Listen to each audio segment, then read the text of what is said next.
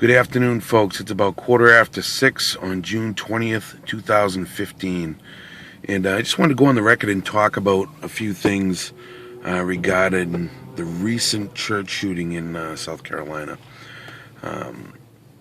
First of all, condolences to all those that were victims of the shooting and to everyone in the church. I can't imagine being in church with your family and having something like that happen. Basically, I just wanted to go on the record about a few things and try to sort out some thoughts about these mass shootings and what causes them and the psychology behind it and who stands to gain. Now, why do you ask who stands to gain? It was a basic Roman principle. Whenever there was any type of crime committed, the first thing they would do is look at who stands to gain. And not to say that there's some big conspiracy or anything like that, but there are definitely some agendas in America that do gain by pinning certain narratives to events like this. Okay, let's talk about the agendas. One agenda is coming for the guns of American citizens. That's in full swing. They're really trying to get guns away from people, and every time any government in history has disarmed its citizens, it's gone from soft tyranny to hot tyranny, and millions of people die as a result. So no, the guns, they're not for hunting or sport or anything. The guns are for the government. The guns are for defending your personal liberty, your life, your property, in the event that the government goes hot tyranny. Now, the knee-jerk reaction of Americans is the second you start talking about tyranny in the United States is they whip out their nationalism and they throw it all over the place, and you're either a communist or you're a leftist or you're a righty or whatever it is, because we're all about labels here. We're all about tribalism. We're all about compartmentalization and keeping people divided by race, religion, sexual orientation, gender, class, you name it. As divided as we can be. Who stands to gain? The government stands to gain, because it's a lot easier to conquer, to control the people if they are divided. Now,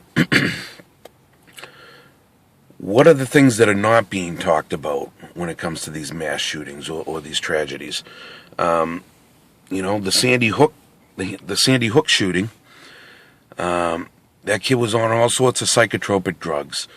The Colorado shooting, on all sorts of psychotropic drugs, and it looks like this latest shooter also has quite the cocktail of prescription medications going that he's partaking in. So, is it the guns or is it something more? I think it's the latter.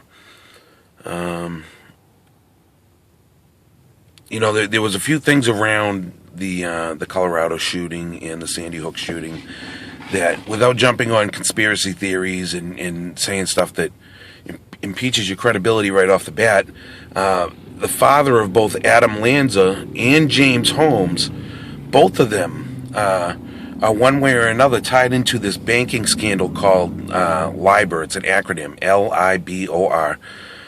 Don't ask me what it stands for off the top of my head. You can look it up. It's a multi-trillion-dollar banking scandal.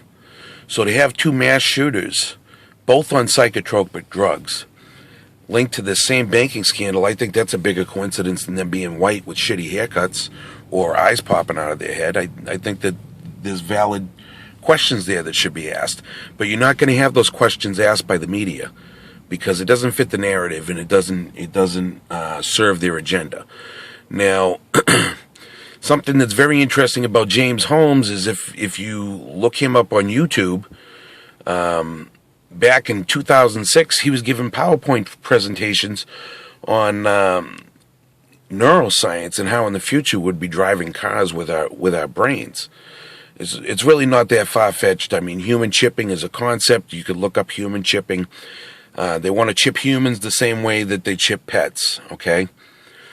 So basically this concept that James Holmes gave a PowerPoint presentation on, and by the way, he looked completely sane and sounded intelligent, and you should really look it up for yourself and see for a comparison, how he was in 2006 to how he was when he shot up a movie theater.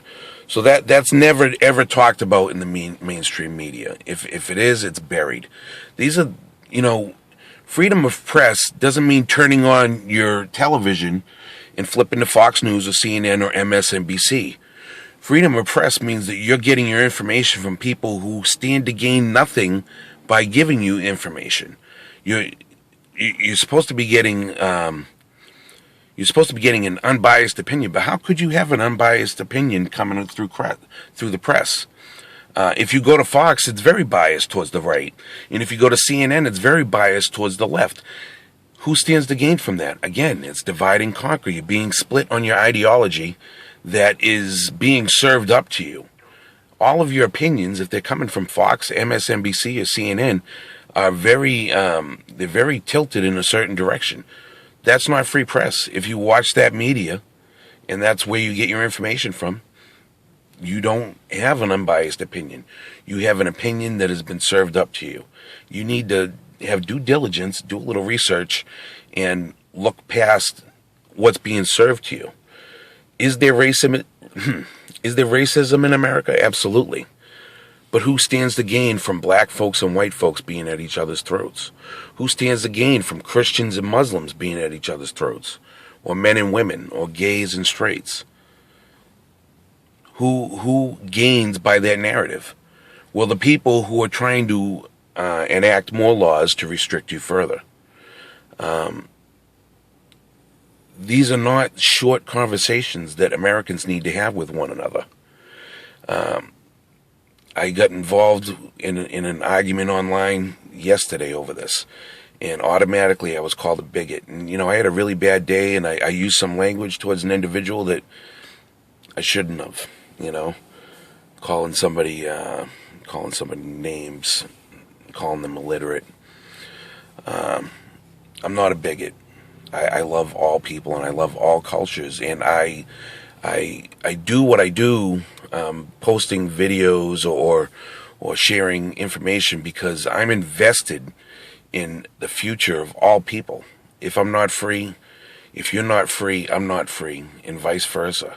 If someone over there outside of my little bubble is being oppressed, when they're done oppressing all these other people and they have nobody else to oppress, they're going to come oppress me. The police state that is being put in place based on these situations, these mass killings, these shootings, these Boston bombings, it's not just for black people. It's not just for white people. It's coming for all of us. So what I'm trying to actually do is get people to understand that it's not me versus you. It's not him versus her or them versus them. It is a system of oppression, a scientific dictatorship that has all of human history to understand what makes people tick and how to get inside your head and how to provoke you. That's all it is.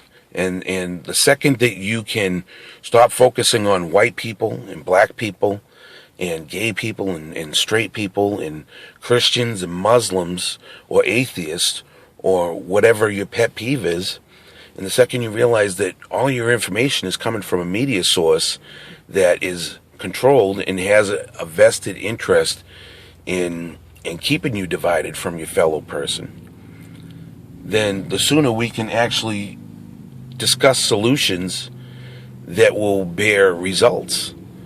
I'm for accountability. I'm for individuality. And I'm for helping your fellow person. Let's get to that. Let's talk about what freedom really is. If any three people in a room are going to find something to quote Adam Kokesh. Any three people in a room might find something to disagree about. If we can only agree on one thing, let that one thing be that individual liberty is in the best interest of all people. This video is almost 10 minutes. I'm going to cut it short and, God bless the fallen.